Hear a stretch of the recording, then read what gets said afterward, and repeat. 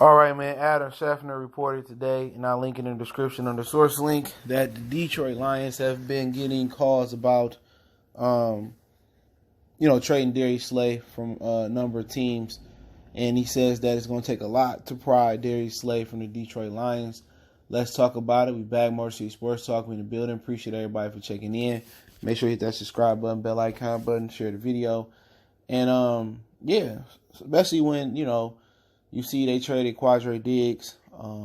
You see what he said, and really don't want to be here, because, loyalty, in there. And that he got 1 year left on this deal after this year, and the Lions haven't extended him and don't seem like they want to keep him. So teams going to call, and, it'd be interesting, I don't know who are the exact teams that are interested in Darius Slay, but a lot of people saying, oh, trade him. He's slipping and he's not. Dude, you know how hard it is to play corner in this league? You know how hard it is for the Lions to even draft a serviceable corner? Fans kill me with that, dude. They quick to forget, and they going to remember real quickly if they get rid of Darius Slay. Because, one, you not getting no Stephon Gilmore, Jalen Ramsey here in Detroit. You know what I'm saying? You're not going to get that caliber of player. Darius Slay caliber. They're going to be hard-pressed to find somebody to replace him. You know what I'm saying? So do you really trust Bob Quinn and go out there, a guy that whiffed on Taylor Decker, whiffed on Rick Wagner, whiffed on T.J. Lang, whiffed on Jerry Davis. You know what I'm saying? He whiffed on a lot of guys. Gabe Nevin lost in some more money. Do you really trust this organization to go out there and find a guy that's Darius Slay caliber? He's often injured. Everybody injured in the league. It's the game. Everybody get injured. But people seem to forget all the bad years we didn't have a corner.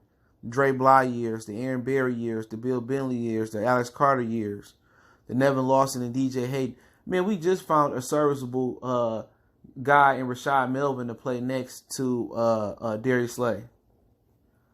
We just found the serviceable guy to play next to him in Rashad Melvin. He just gave up a touchdown a minute ago, too, as I'm recording this. But we just found a serviceable guy.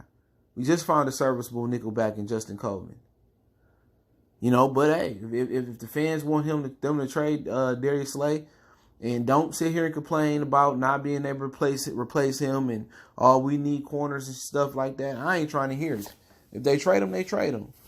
You know what I'm saying? I don't trust Bob Quinn to go out there and get a good replacement, especially to play like Darius Slay played, the caliber. But what would he bring back? I heard Mike Valenti said he would only bring back probably a second in return. They might can get a first for him. You know what I'm saying? Because he got 1 more year left on his contract, so you don't have to pay him immediately. Then you can franchise tag him for 2 more years if you want. So, they might can get, New England probably interested in him, to place him next to Stephon Gilmore. Kansas City probably looking for a corner. Any team that's making a playoff. The Houston Texans, they just traded for old boy from the Raiders. It's a lot of teams that can use a top 10 corner. And I believe he could be top 5 if he had a better defense around him. And what people got to understand is, he's slipping it. The front end and the back end work together. If your front end not getting no pressure, the back end going to suffer. If your back end can't defend and hold it down for a minute, your front end not going to get home to the quarterback. That is just what it boiled down to. It ain't just, you got to go out there and cover for 10, 15, 20 seconds no matter what. That's impossible. You can't touch and grab these receivers no more. You know what I'm saying? But if they get a first-round pick, they probably pull the trigger on them or at the second and the fourth. If they planned on keeping them, they would have paid them by now. And they didn't pay them in the offseason. So obviously they're looking to upgrade younger and cheaper. It's all about cheap. Only person they're going to spend on is Matthew Stafford. They spent on Calvin Johnson because he was great. He put asses in the seats. And I believe had it been no franchise tag in the NFL, I believe Calvin Johnson would have walked. And Dominican Sue still would have walked. Matthew Stafford would have walked by now. But they love Matthew Stafford like a son. Martha and them. They're going to pay him whatever he wants to stay with the Detroit Lions. And that's the reality. But they don't want to spend around him. They don't. The Fords just want to put an okay product on the field where it keep fans keep buying and buying tickets.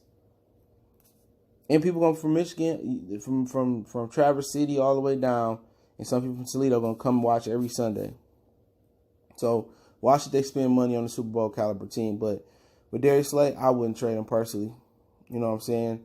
Because I don't trust Bob Quinn to find a replacement. And it was hard to find a cornerback of his caliber.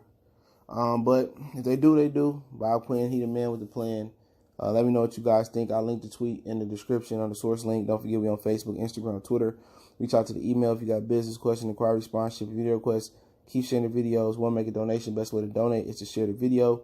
And let me know what you think. Would you trade Darius Slay? And what would you trade him for? Or you won't trade Darius Slay in the comment section. Look forward to hearing from you. We gone.